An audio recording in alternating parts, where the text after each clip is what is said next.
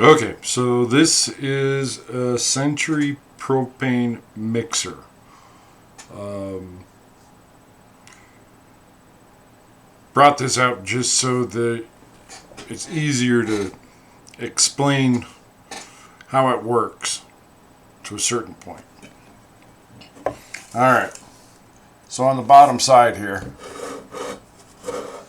this is where your propane vapor goes in. And it goes into this contraption here. Not exactly sure how this actually works. But it goes through here and down into here through it looks like a little filter. I'm gonna have to take this apart here in a little bit to figure it out. But anyways, it mixes the propane with the air through here, or in this chamber, which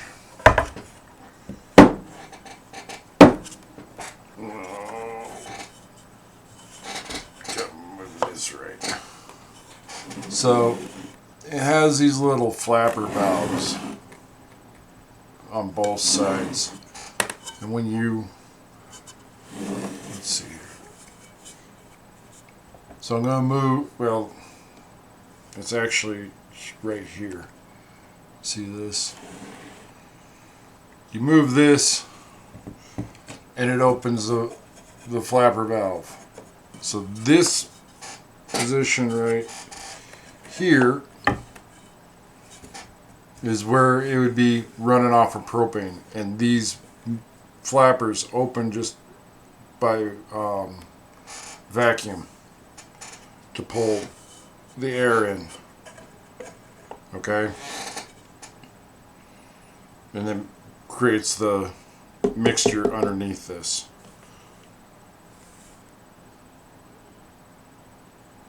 These are pretty much the downfall of the propane industry in the late 70s and in through the 80s, from what my dad has told me. They are literally junk, and we're not I'm not sure exactly why. I have my guess. These doors on the side would not seal correctly, and this whole top base plate here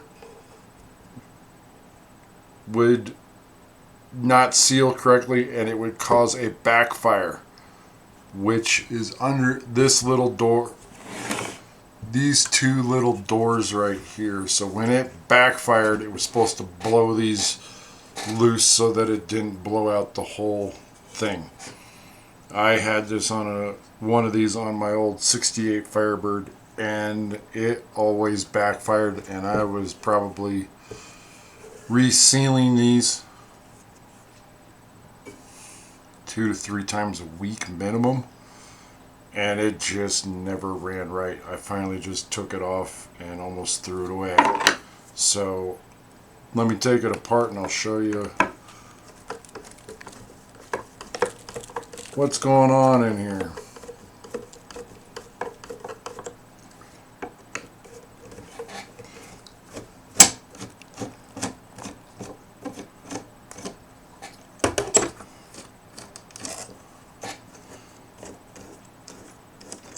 So originally,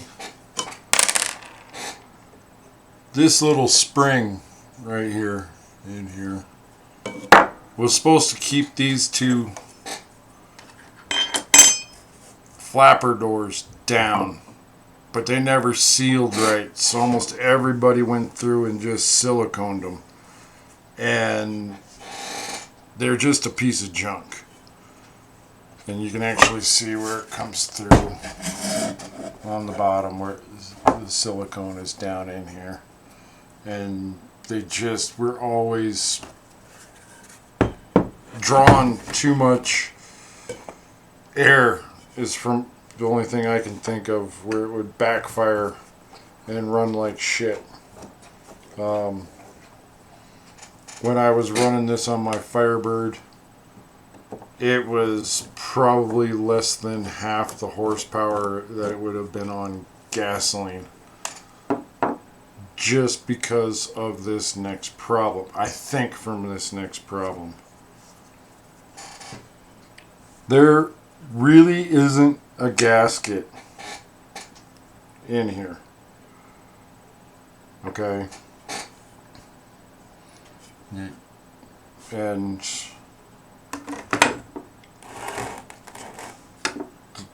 I guess one of the cool things about this is that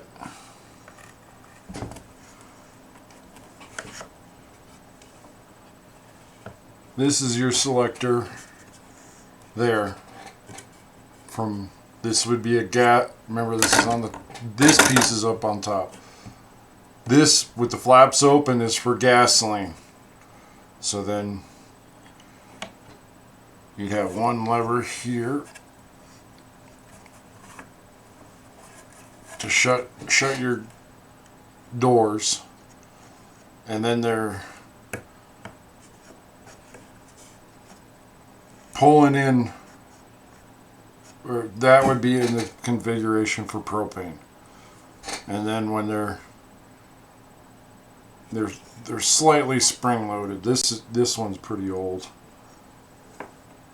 and all tight, but when you push down on the throttle, it lets your air in here. But this is where it kind of gets cool. On the other mixers, you can see this happen a little bit. But up here, let me see if I can get this in there.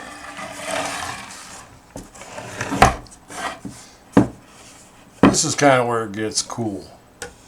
So this is connected to your throttle a little, I think. Does that move separate? No, it doesn't. Okay, so this would be like a separator, like a valve. Your gasoline is coming in through here. Or not gasoline. Your propane is coming in through here. This is your idle throttle or mixture screw, if I'm guessing on that one. And then it goes down into this chamber, which comes out over here and through here, and it comes in down in here somewhere. I'll take that bottom part off later. But these things just didn't ever work right. They were promoted as like the best thing since sliced bread for propane. My guess is they were produced roughly around 76, 77, something like that. And in through the 80s, but they were so bad. This is what killed the whole propane industry, from what I understand. People would go out and spend a couple $1,000 and get this and pretty much throw it away. My dad's, when I told him I found this, he was so upset it bothered him. He told me not to even make a video of this, but it shows the doors. Anyways, he was so upset that I shouldn't even waste my time telling you about it, but I kind of feel like you might have learned something kind of like I did. And I want to take it apart a little bit more and figure more out. But these are a piece of junk. Don't ever use one. Use the IMCO 425 or an IMCO 300A. And there's other options. But if anybody ever tells you to use one of these things, walk away. Yeah. Go have an adventure.